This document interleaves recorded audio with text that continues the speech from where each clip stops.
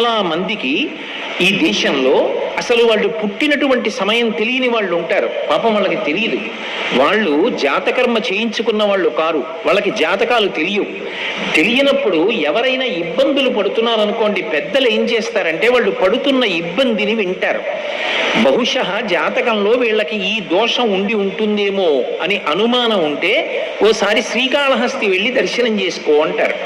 శ్రీకాళహస్తి వెళ్ళి దర్శనం చేసుకోని ఎందుకంటారంటే, లోపలికి వెడుతున్నప్పుడే అపసవ్యంగా వెడతాడు. శివానుగ్రహం, శివుడు శాసిస్తాడు. అపసవ్యం నీకు ఇష్టం, వాడు నాకు అపసవ్యంగా వచ్చాడు, అవమానం నాకు, కానీ నేను దాన్ని సత్కారంగా స్వీకరిస్తున్నా, వాడి జోలికి నువ్వు వెళ్ళడానికి వీల్లేదు. ఎందుచేత అంటారేమో, గ్రహములకు స్వాతంత్ర్యము లేదు. చాలా మంది తెలియక శనీశ్వరుడు అంటుంటారు. శనీశ్వరుడు అన్న మాట లేదు అసలు. శనైశ్చరుడు, శనైహి చరహ. ఆయన చాలా మెల్లగా కదులుతాడు, మిగిలినటువంటి గ్రహాల్లాగా కదలడు, చాలా మందంగా కదులుతాడు. కాబట్టి మందుడు అని ఒక పేరు ఆయనకి. శనీశ్వర గ్రహం అనాలి తప్ప శనీశ్వర గ్రహం అనకూడదు. ఈశ్వరత్వము లేదు గ్రహములకు.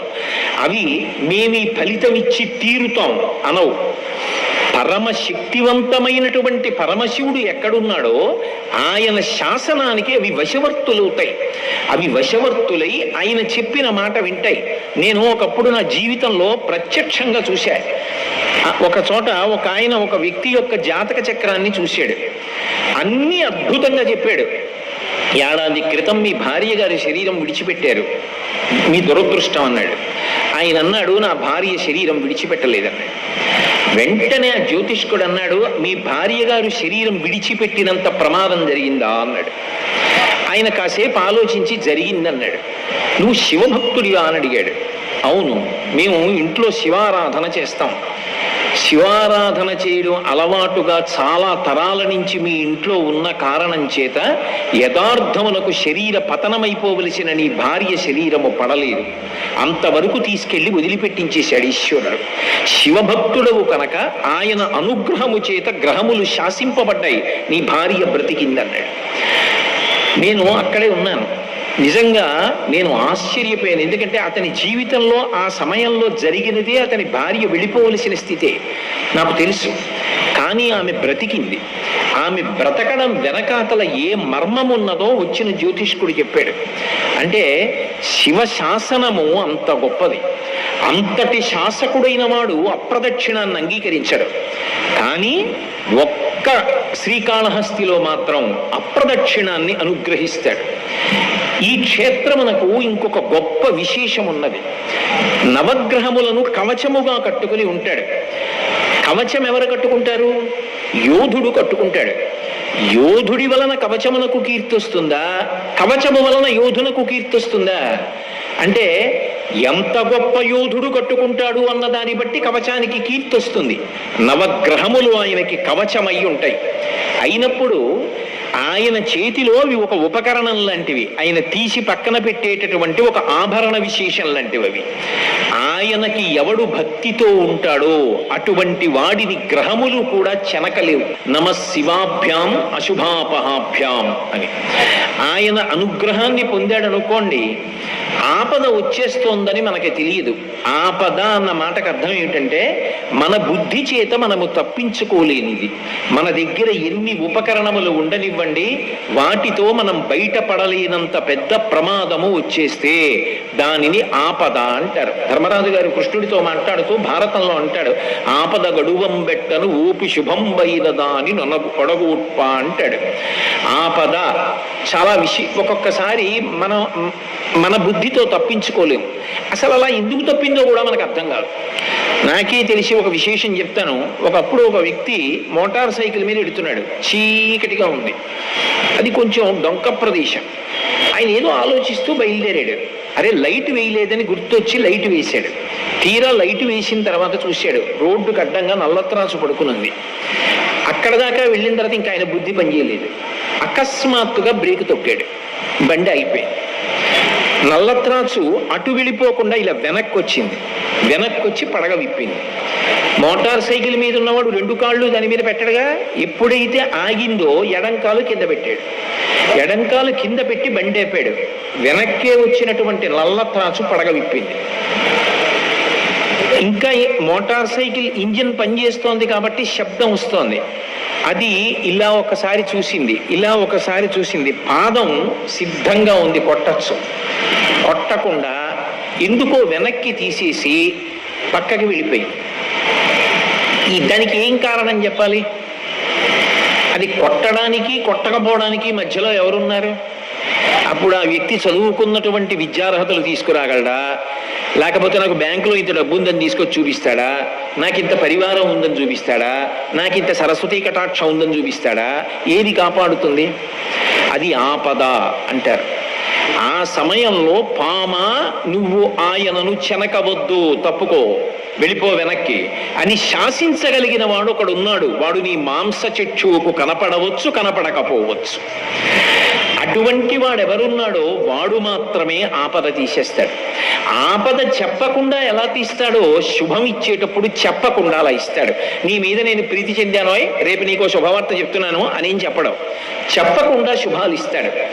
అలా శుభాలు ఇవ్వడం తప్ప అశుభం చెయ్యడం చేత కాని వాడెవరో ఆయన్ని శివ అని పిలుస్తాడు. అటువంటి శివుడు అశుతోషుడైన క్షేత్రం శ్రీకాళహస్తి. అందుకే ఈ క్షేత్రం దగ్గరికి వచ్చేటప్పటికీ ఒక విశేషం ఉంటుంది. మీరు ఏం చేశారన్న దానితో సంబంధం ఉండదు. కేవలముగా క్షేత్ర ప్రవేశం చేసి ఒక నమస్కారం చేస్తే చాలు. శ్రీకాళహస్తి క్షేత్రం గురించి పెద్దలు ఏం చెప్తారంటే, ఈ క్షేత్రంలోకి వచ్చి నివాసం ఉంటే చాలు. రోజు వచ్చి కాళహస్తీశ్వరలింగాన్ని మీరు దర్శనం చేశారా, జ్ఞానప్రసూనమ్మను చూశారా అన్నదాంతో సంబంధం ఉండదు. ఈ క్షేత్రంలో నివాసం చేసి ప్రాణం వదిలిపెట్టేశాడు అనుకోండి, వాడు మోక్షమునే పొందుతాడు. ఎందుకంటే వాడు కైలాసమాసం చేసిన వాడితో సమానం. అందుకని వాడిని ఇంకొకళ్ళు ముట్టుకోవడానికి వీల్లేదు. శ్రీకాళహస్తి ప్రవేశమునకు ఒక్కదానికే సాక్షాత్ కైలాస ప్రవేశము కిందే శాస్త్రం తీసుకుంటుంది. అంత గొప్ప క్షేత్రం. ఇటువంటి క్షేత్రంలో నది అంత గొప్పదై ఉండడం, విఘ్నేశ్వరుడు సర్వోత్కృష్టమైనటువంటి స్థితిని పొంది ఉండడం ఒక అద్భుతమైనటువంటి విశేషం. సాధారణంగా క్షేత్రానికి ఒక నది ఉంటుంది, ఒక పుష్కరిణి ఉంటుంది.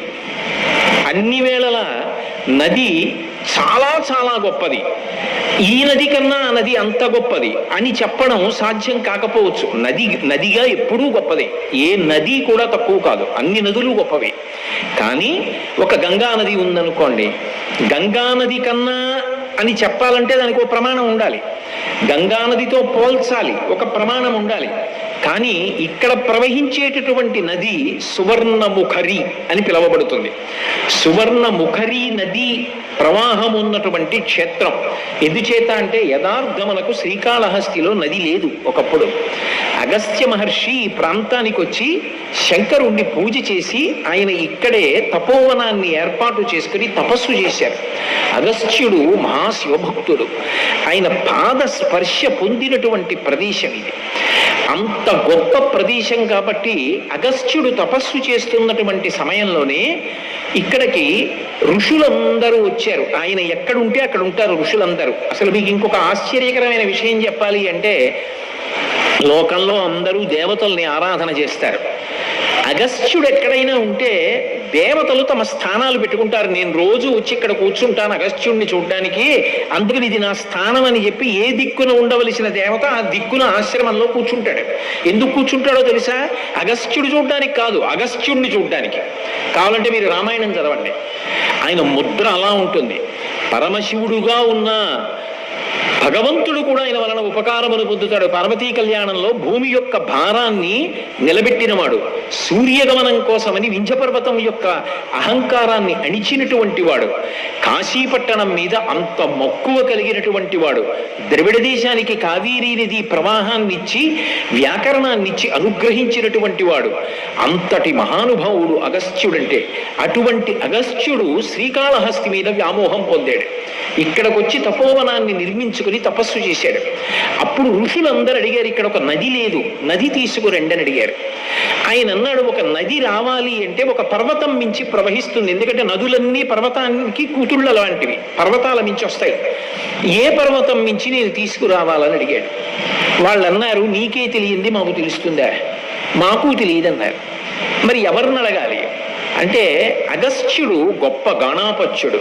ఆయన మహాద్భుతమైనటువంటి వినాయకోపాసన చేస్తాడు. అసలు ఆయన చేయని ఉపాసన లేదు, అంత గొప్ప ఉపాసకుడు. వినాయకుడిని చాలా తొందరగా ఎలా అనుగ్రహింపచేసుకోవాలో ఆయనకి తెలిసినట్టు ఎవరికి తెలియదు. ఆయన ఒక మాట చెప్పాడు, గజాసుర సంహారాన్ని పాతాళలోకంలో గణపతి చేశాడు, అందుకని కపిలవర్ణం పొందాడు, అందుకని కపిలుడు అని పేరు పొందాడు. ఇప్పుడు కపిలుడు అంటే నల్లగా ఎర్రగా రెండు రంగులు కలిసి ఉంటే కపిలవర్ణం అంటారు. చాలా మంది కపిలవర్ణం అంటే నల్లా అంటూ ఉంటారు. నల్లావు కాదు, నలుపు ఎరుపు కలిసి ముద్ద రంగు పొందితే కపిల ఆవు అంటారు, కపిల గోవు అని పిలుస్తారు.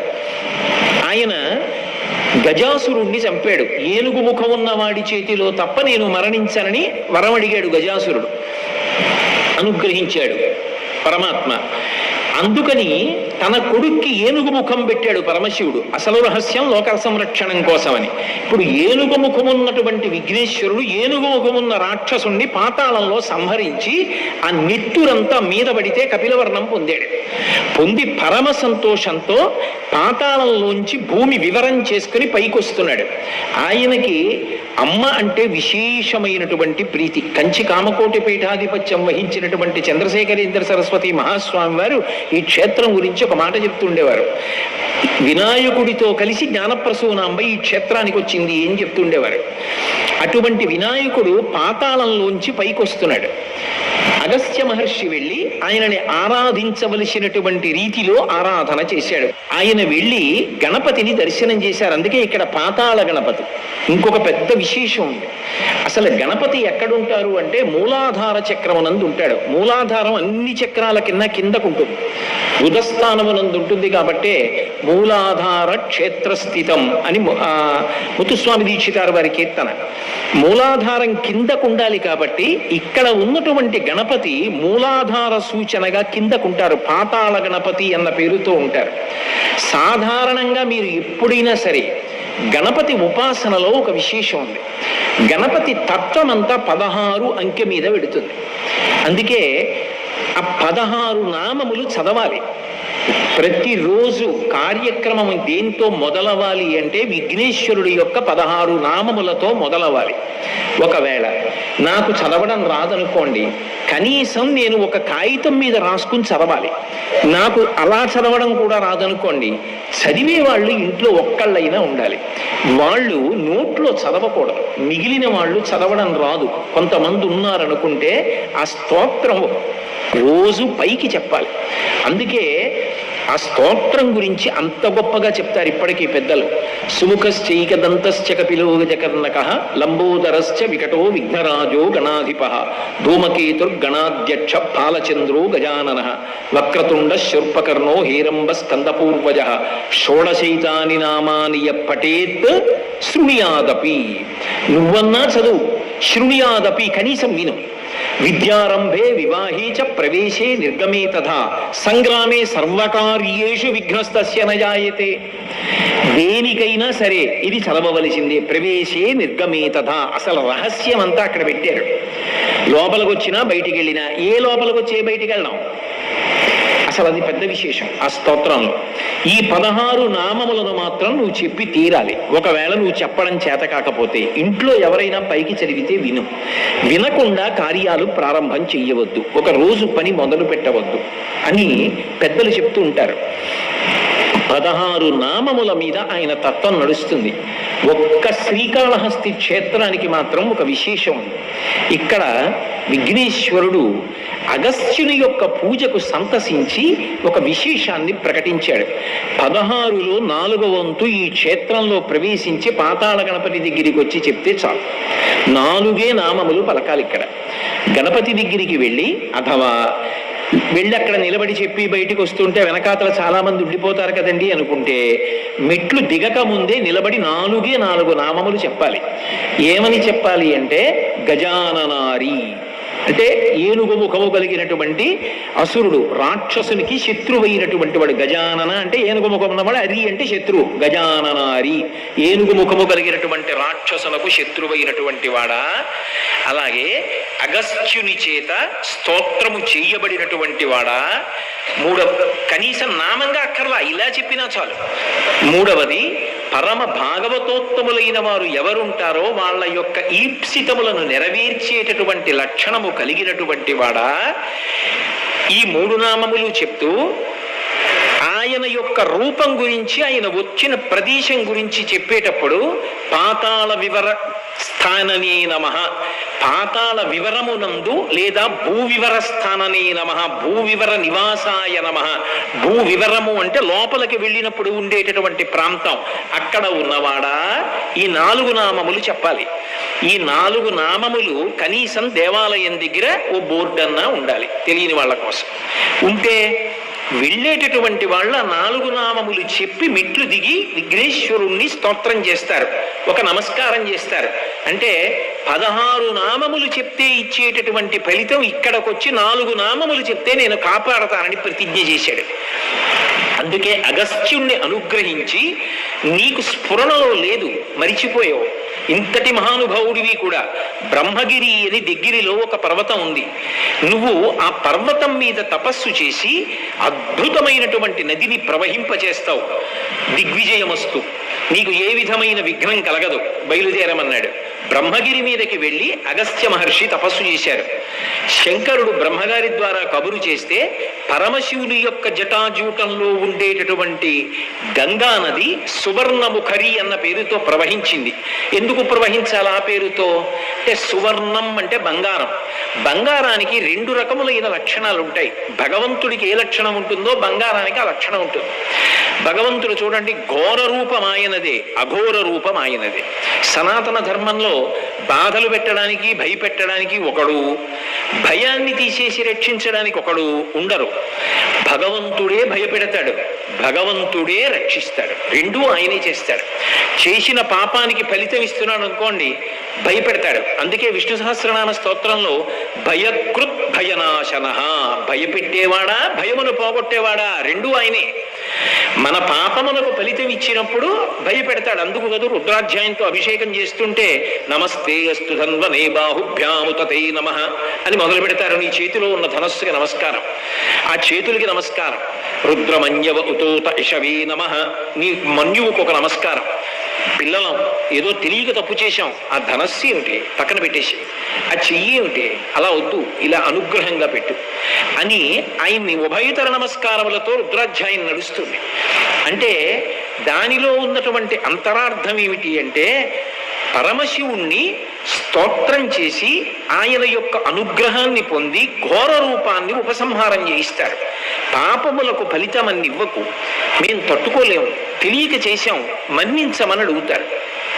అలా ఇక్కడికి వచ్చేటప్పటికి విశేషం ఏమవుతుంది అంటే, ఈ క్షేత్రం దగ్గరికి వచ్చేటప్పటికి ఇక్కడ పరమశివుడు ఘోర అఘోర రూపములు రెండిటికీ కూడా ఆయన స్థానమైన పంచబ్రహ్మ మంత్ర పఠనంలో ఇప్పటికే అఘోరేభ్యో దఘోరేభ్యో ఘోర ఘోరతరేభ్య అని చెప్తున్నాం కదా.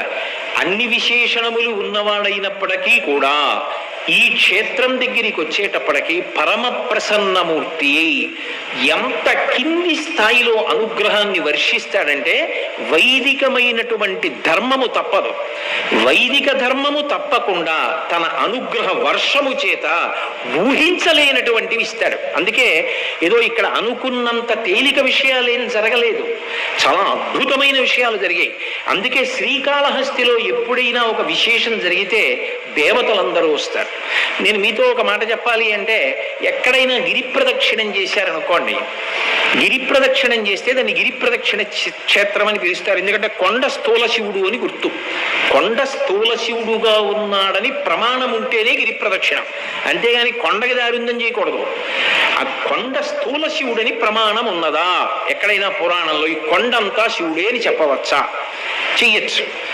అరుణాచలం స్థూల శివుడు, గిరి ప్రదక్షిణ ఉంది. శ్రీకాళహస్తి స్థూల శివుడు, గిరి ప్రదక్షిణం చెయ్యొచ్చు. కోటప్పకొండ త్రికూటం 3 శిఖరములతో ఉంటుంది. బ్రహ్మశిఖరం, విష్ణు శిఖరం, రుద్రశిఖరం, 3 కాబట్టి ప్రదక్షిణం చెయ్యొచ్చు.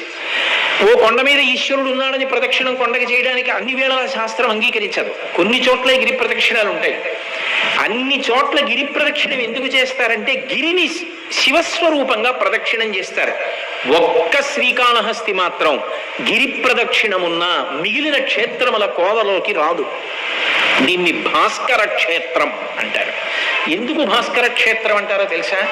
మనందరం పితృదేవతలు ఉత్తీర్ణులు కావాలన్నా, దేవతానుగ్రహం కలగాలన్నా, లోకములు శాంతి పొందాలన్నా, గ్రహములు శాంతి పొందాలన్నా పరమ ప్రమాణంగా ఏ కాలాన్ని తీసుకుంటామంటే సూర్యుడు ఉత్తరాయణంలో ప్రవేశించినటువంటి కాలాన్ని ఉత్తరాయణ పుణ్యకాలమని కొలిచి ఉత్తరాయణ పుణ్యకాలంలో దానాలు పూజలు అవి విశేషంగా చేస్తారు. ఒక్క శ్రీకాళహస్తి క్షేత్రానికి ఉన్న గొప్పతనం ఏమిటంటే ఉత్తరాయణంలో ప్రవేశించగానే అందరూ తనని పూజ చేస్తే సూర్యుడు మాత్రం దేవతా సమూహం అంతటితో కలిసి శ్రీకాళహస్తి కొండకి ప్రదక్షిణం చేస్తాడు. అలా ఎక్కడైనా సూర్యుడు ప్రదక్షిణం చేస్తే పర్వంలో దాన్ని భాస్కర క్షేత్రం అంటారు. అటువంటి చోట దానికి చాలా పద్ధతులు చెప్తారు పెద్దలు. ఒక్క శ్రీకాళహస్తి విషయంలోనే ఆ పద్ధతులన్నీ చెప్తారు. అలాంటి పద్ధతిలో ప్రదక్షిణాలు కాని చెయ్యగలిగితే అటువంటి వాడు జన్మ రాహిత్యానికి కూడా వెళ్ళిపోతాడు. అంత గొప్ప క్షేత్రం శ్రీకాళహస్తి క్షేత్రం. పరమాద్భుతమైనటువంటి క్షేత్రం శ్రీకాళహస్తి భాస్కర క్షేత్రం. ఈ కొండ అంత గొప్పది.